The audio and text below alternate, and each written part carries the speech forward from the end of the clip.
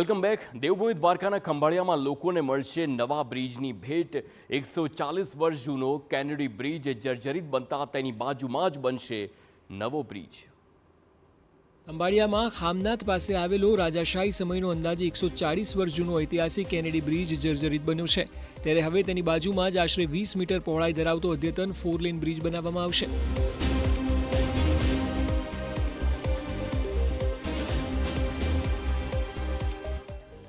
Kennedy bridge જર્જરિત હાલતમાં હોવાથી શરૂઆતમાં તેને બદલીને નવો પુલ બનાવવાની દરખાસ્ત કરવામાં આવી હતી. જોકે સિમેન્ટ કે લોખંડના ઉપયોગ વગર બનેલા આ ઐતિહાસિક પુલને હેરિટેજ તરીકે જાળવી રાખવા સ્થાનિકોએ માંગ કરી હતી, જેને લઈને ધારાસભ્ય તેમજ પૂર્વ પ્રધાન મુળુભાઈ બેરાએ સરકારમાં રજૂઆત કરી. આથી સરકારે આ પુલને યથાવત રાખી તેની બાજુમાં નવો પુલ બનાવવાની સુધારેલી દરખાસ્તને મંજૂરી આપી.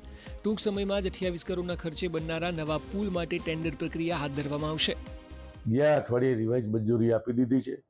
અત્યારે ડીટીપી તૈયાર થઈ ગયું છે અને અંદાજે 2 મહિનાની અંદર આ જે નવો કેનેડી બ્રિજ બનવાનો છે એની બાજુમાં એ બ્રિજનું ટેન્ડર બહાર પડી જશે.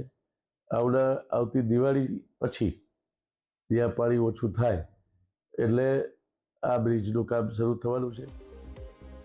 વાહન ચાલકોને મુશ્કેલી ન પડે તે માટે પુલની નીચેના ભાગમાં 90 લાખના ખર્ચે પાકું ડાયવર્ઝન પણ તૈયાર કરી દેવાયું છે. ચોમાસા બાદ નવા બ્રિજનું કામ શરૂ થશે. નવા બ્રિજ સાથે ઐતિહાસિક કેનેડી બ્રિજ પણ શહેરની વિરાસત તરીકે જળવાઈ રહેશે.